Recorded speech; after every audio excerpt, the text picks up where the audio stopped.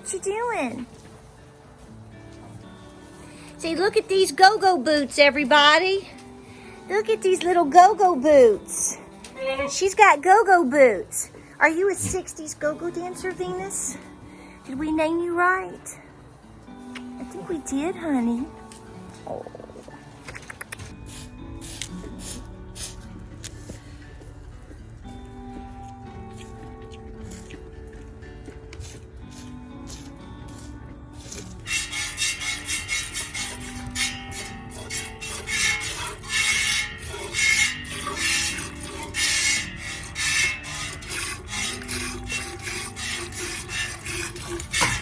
Easy, girl.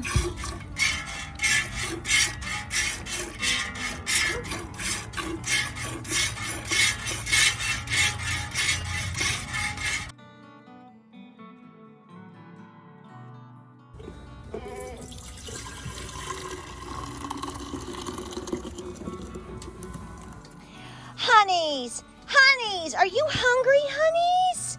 Okay. All right, everybody's hungry. Time to eat dinner. Let me make the bottles. Boop, boop, doo.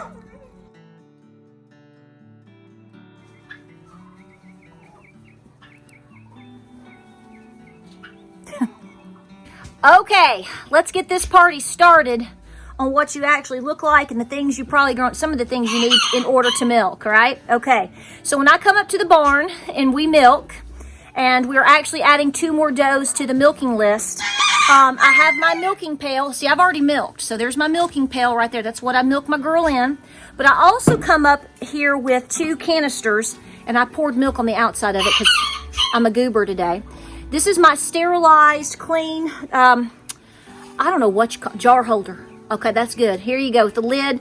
So once I milk the girls into the bucket, or however much that I want to collect at a time, then I come over and I pour it into this and I put the clean lid on, so it's just the clean milk.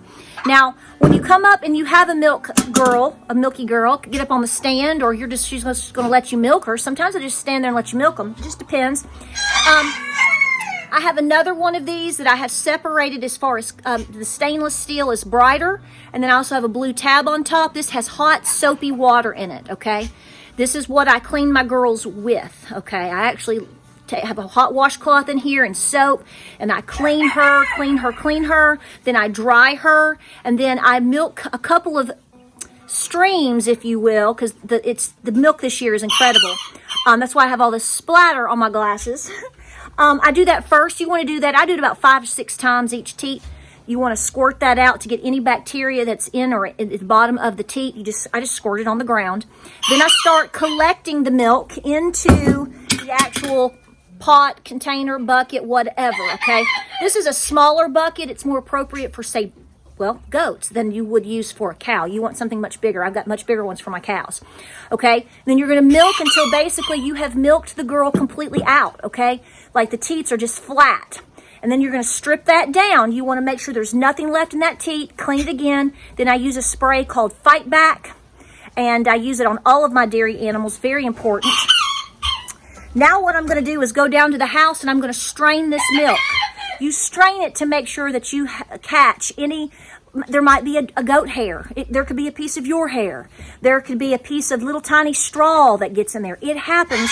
And so I triple strain mine now. So I have the stainless strainer that you've seen on the other video previous to this. I got it from Amazon several years ago. There are some like it, but not the exact one that I have found. They work great. They're smaller for like goat milk, not for cow milk. All my cow stuff is different and much bigger. But then and it has a strainer in it, but I also use 2 coffee filters. I think in the video I showed you 1, but sometimes I put 2 in there. So it's really can be double to triple strained. Then I put that in the freezer for an hour, and that is to do a quick slowdown on any bacteria that might be in the actual raw milk itself, because I do not pasteurize. If you're going to pasteurize raw milk, just go to the store and buy it. That's how I feel about it. No offense to anybody that likes to do that. You do what you want. It's your farm, your homestead. I don't care what you do, but in my personal opinion, if I have to pasteurize all this stuff, then I'm just going to go buy it and not waste my time. Okay? This is liquid gold. This is what you want. This is what you need. So I let that sit in the freezer for an hour. I set the timer, and then I just come over and place it into the refrigerator. And then I try to drink that within 2 to 3 days. just to because it's got the freshest taste at that point, and we're constantly replacing anyway because we're bringing milk into the house twice a day now. So my goal right now is to milk 3 girls. So I've got Salt, I'm wanting to add Mama, and I'm wanting to add Coco. Fingers crossed. I'm not milking any other girls currently because they are so busy raising their babies. I just am letting them do it. If I can milk 1 to 3 goats, it's more than enough for what I'm doing at the house right now. And it's also more than enough in terms of extra for consumption for us. Yes, I make cheese. Yes, I make kefir. Yes, I make cottage cheese. All of these things. I have old videos in the past showing you me doing all this in my Would You Starve series. I just enjoy it. Now, you're going to get more butter from your actual cow milk than you will your goat milk. But I'm telling you, look, the turkeys are eating the dog food. Cochise, did you not eat? Why not? But anyway, hey, doesn't get any better than this. So hey guys, welcome to Appalachia's Homestead. Welcome back to the channel. I hope you're having a great afternoon. I added a bunch of clips at the front of this actual video. I'm trying to sort of document as we go every day with little things, really sweet things around the farm, and also to kind of try to answer your questions as we go along, particularly as it pertains to the goats, goat milk, goat babies, all of that. Everybody's doing great today. Everything is wonderful. 70 degrees and beautiful here in East Tennessee. Now, we got a little cool last night. We got down to 39 degrees, but everybody did great. No problems. And I just want to thank you so much again, always, for being here and being so sweet to each other and being so supportive. And we know the deal. So I hope I've answered your questions as much as possible in terms of milking, goat milking,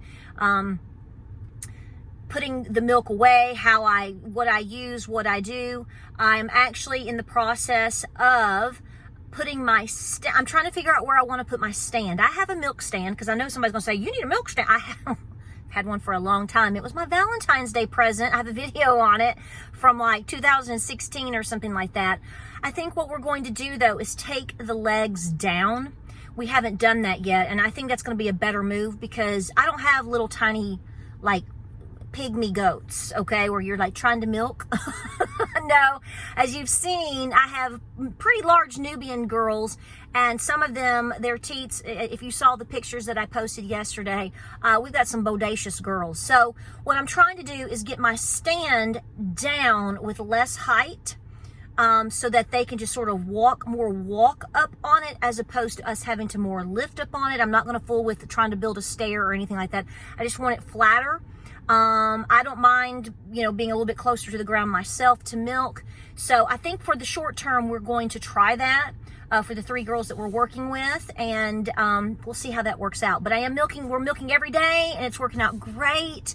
We're real simple about it, but after you do it for so long, it's like second nature. And yes, I hand milk everyone. I don't have any machines, like I said before. I hand milk my cows, I hand milk my goats. And yes, that means you can just like choke somebody out at any given moment if you want to, because your hands, believe me, you just don't know, if you've never done it, how much strength it really does build in your hands. It's pretty remarkable. The things that you used to not be able to like open or do, you work those muscles like that, and you all, especially with cows and goats like we do, honey, you're building them muscles, and that milk's helping you too. So listen, I just wanted to touch base with you and answer a couple of questions. I hope I've answered the questions about the milk and the goats and all of that. I mean, I'm getting a lot of the same questions because not everybody sees my videos every single day. Yes, you should, but that's okay. I get it. People are busy. People have a lot to do. But I want to talk you through a couple of things, and I realize that a lot of times when I'm talking about these issues, I'm not trying to preach to the choir. I'm not trying to preach at you at all, or not too much. I'm trying to motivate you to continue to be on the road that you're on in terms of your preparedness, and to be able to, like me, try our best, especially as moms, to successfully navigate our way through these trying times that we know they're not getting any better for the average consumer human. I mean, let's be honest here. I mean, if you're very wealthy and an elitist, you're probably highly engaged into the stock market. Maybe, I don't know a whole lot of the ins and outs of that. I don't have any interest in it. Everybody likes to make money and would love to be wealthy and all of that. I get it, but I'm not your guru girl on that, and I know that. But here's where I do fall in line, is that I know that I've been married, and like so many of you out there we've been paying bills a long time, right? We've seen a lot, and we know the difference between good times and hard times, and we're living in some unprecedented times right now. So the numbers came out this morning, and they're basically trying to tell you that inflation is pretty much just like doing this now. Well, it's interesting because I have a lot of questions. Remember, we ask questions around here. And feel free to answer the questions or to ask more questions, okay? Okay, right. Comment section down below, right? So, like you, I'm sure that prior to today, you're watching your gas prices go boop, boop, boop, boop, boop. And while that is a warm welcome on one little small pinky finger, or one little hand or whatever we want, however we want to call that, are you questioning why? Because everybody's going to have they're not shipping it here, and then, Mr. Ice Cream himself is doing it. I get it. I mean, no matter what we say or do, somebody's going to be an advocate for that clown. Okay. Sure. And I keep thinking deflation, stagflation, which we've talked about this in, the past. If you listen to different people, which this was really cute. Thank you, ma'am. So I gotta say this was so cute. This was so millennial. I don't care if I make you mad. This was so millennial. Somebody said, I noticed on your video that you said that you liked listening to Jeremiah Babe because you felt like he had a lot of the things in mind that you do and that you are like-minded. And perhaps you should try to start listening to people that don't think like you. Thank you for the suggestion. I loved the dripping of sarcasm. That was really, really cute. You didn't make me mad. Trust me when I tell you, you'd know if I was mad.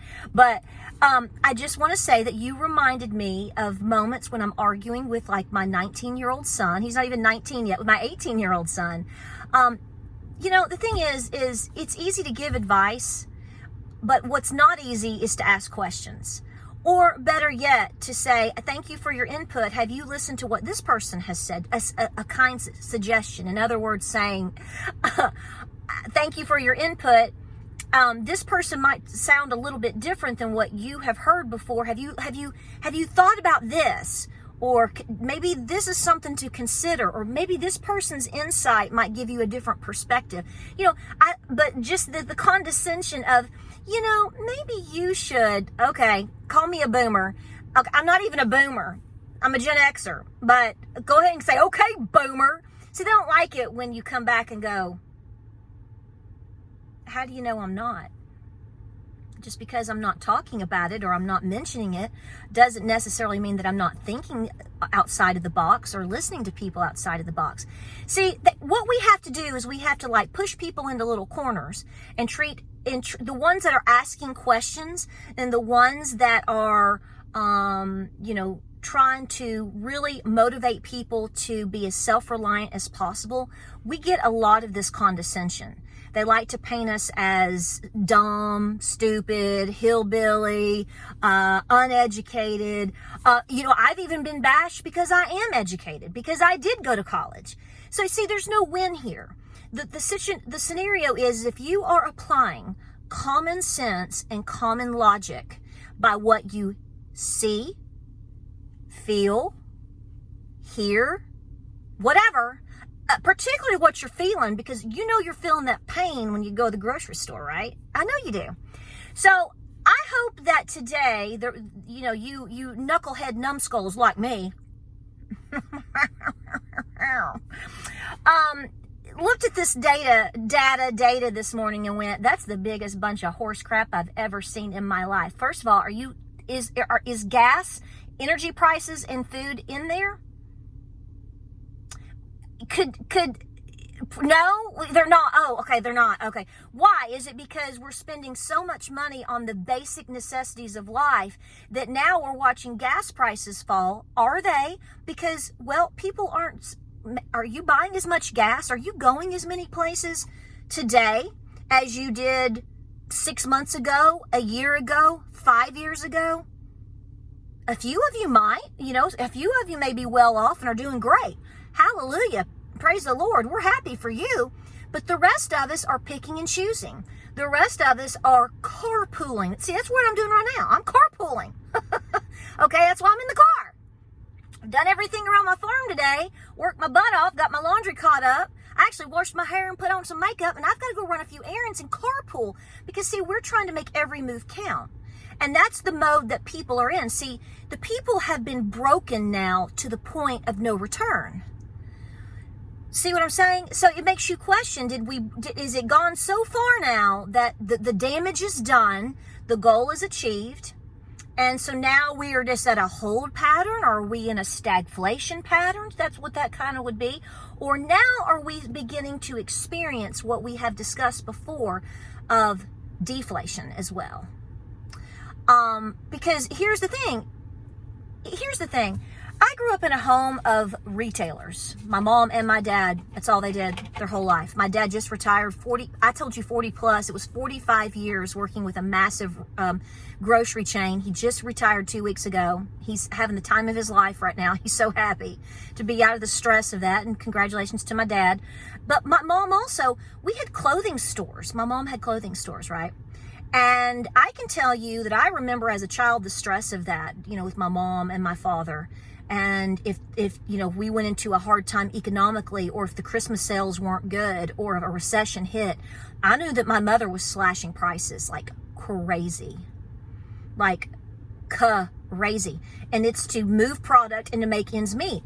Because if no one is coming into the stores to buy, they're coming in to window shop, like we talked about yesterday and the day before.